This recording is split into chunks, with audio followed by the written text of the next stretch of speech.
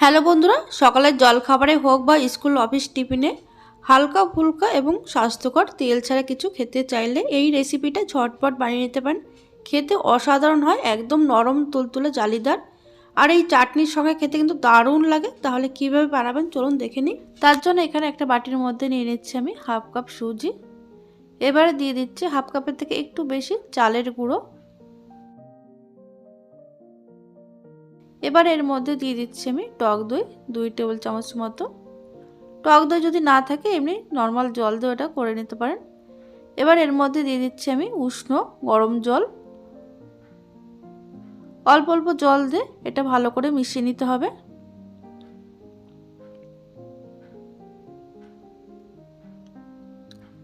এবার এটা রেস্টে রেখে দেব 5 মিনিট। এবার অন্যদিকে আমি চাটনি রেডি করছি। চাটনির জন্য সবার প্রথমে হাফ চা চামচ মতো তেল দিয়ে দিলাম ফ্রাই প্যানে। তেলটা একটু গরম হয়ে যাওয়ার পর এর মধ্যে দিয়ে দিচ্ছি আমি 1 চামচ মতো 1 টেবিল চামচ মতো কাঁচা বাদাম। গ্যাসের আঁচ লোতে রেখে বাদামগুলো ভেজে নিতে হবে আগে। তারপরে দিয়ে দিচ্ছি 2টো কাঁচা লঙ্কা ঝালের জন্য। একটু ভাজা ভাজা হলে এর মধ্যে আমি দিয়ে দিচ্ছি একটা মিডিয়াম সাইজের টমেটো। এখানে টমেটোটা 4 টুকরো করে কেটে নিয়েছি। এবার এর মধ্যে দিয়ে দেব সামান্য নুন।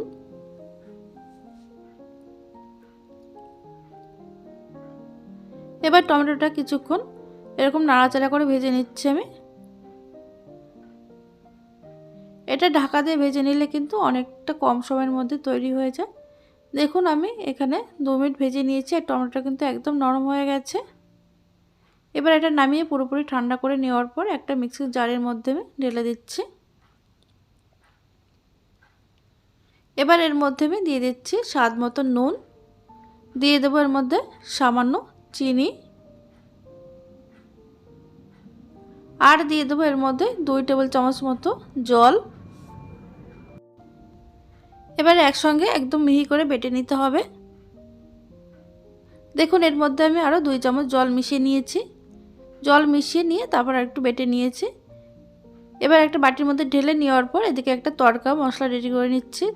তার জন্য এখানে 1 চামচ তেল, সাদা তেল গরম করে নিয়েছি খুব ভালো করে। তারপর এর মধ্যে শুকনো লঙ্কা, কালো সর্ষে আর দিয়ে দিলাম 8 থেকে 10টা কারি পাতা।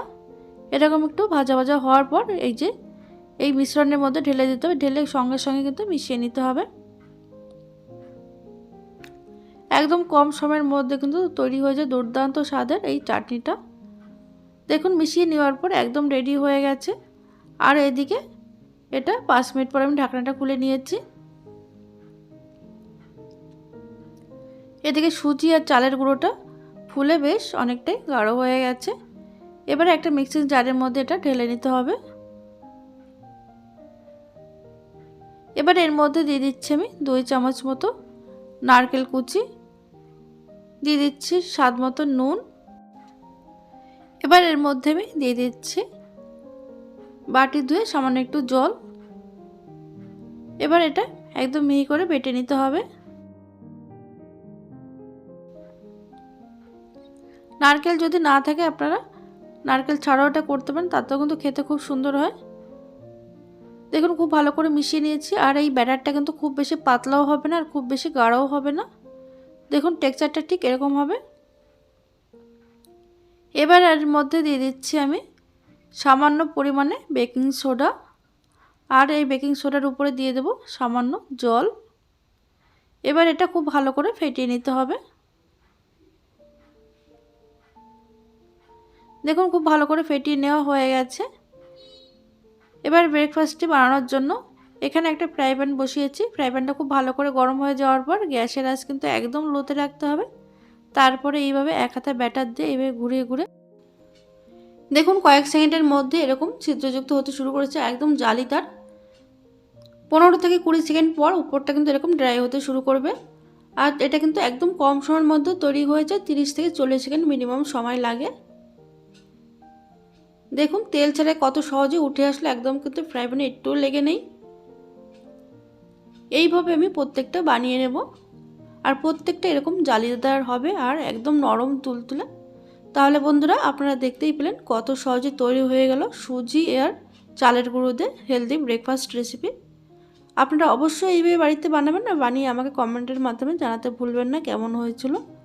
আজকের রেসিপি যদি ভালো লেগে থাকে তাহলে প্রচুর প্রচুর শেয়ার করে দেবেন আর লাইক করে পাশে থাকবেন। আর দেখুন কতটা নরম তুলতুলে হয়েছে, খেতে কিন্তু অসাধারণ হয়েছিল।